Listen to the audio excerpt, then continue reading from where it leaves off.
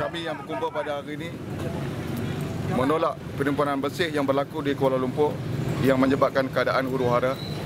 Dan kami juga bersama-sama hari ini menolak tentang kepimpinan parti pembangkang yang kini merosakkan akidah orang Melayu, orang Islam.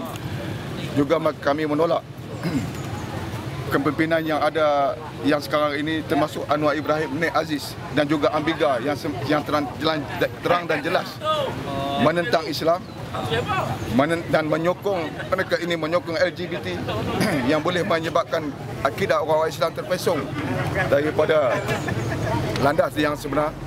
Dan kami tolak sesungguh-sungguhnya bahawa tidak akan ada lagi perhimpunan bersih di masa akan datang.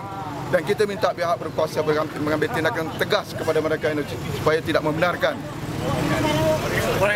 perhimpunan bersih diadakan lagi di masa hadapan. Kerana kita lihat pada hari ini, di mana janji-janji yang mereka katakan bahawa perhimpunan bersih itu aman dan sebagainya. Tetapi realitinya kita lihat bahawa perhimpunan ini telah merosakkan harta benda awam, merosakkan kereta-kereta kerajaan dan juga mencederakan anggota-anggota polis dan sebagainya. Mereka menghina anggota polis, mereka menghina sesiapa yang bertanggungjawab di atas keselamatan negara kita.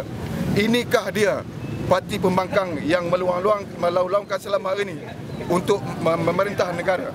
Sebelum lagi mereka memerintah, belum lagi mereka mendapat kuasa, mereka dah menunjukkan keadaan huru-hara dalam negara kita, seolah-olah mereka hendak lihat negara kita ini suatu negara yang huru-hara dan tidak ada kepimpinan yang baik.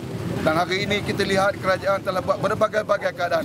Kerajaan telah membenarkan perhimpunan untuk mereka menunjuk perasaan kononnya untuk dalam keadaan yang suasana yang aman. Tetapi apa yang terjadi?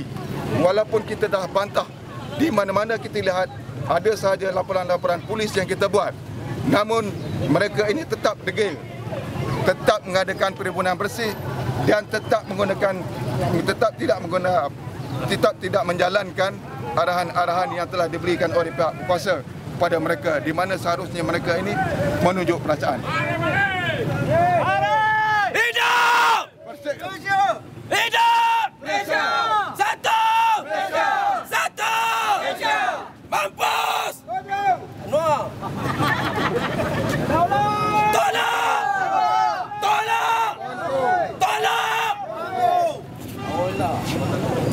Tolong Anwar! Tolong Ambiga! Tolong LPJT! Tolong Nik Aziz! Saya orang Malaysia ni! Hidup Melayu!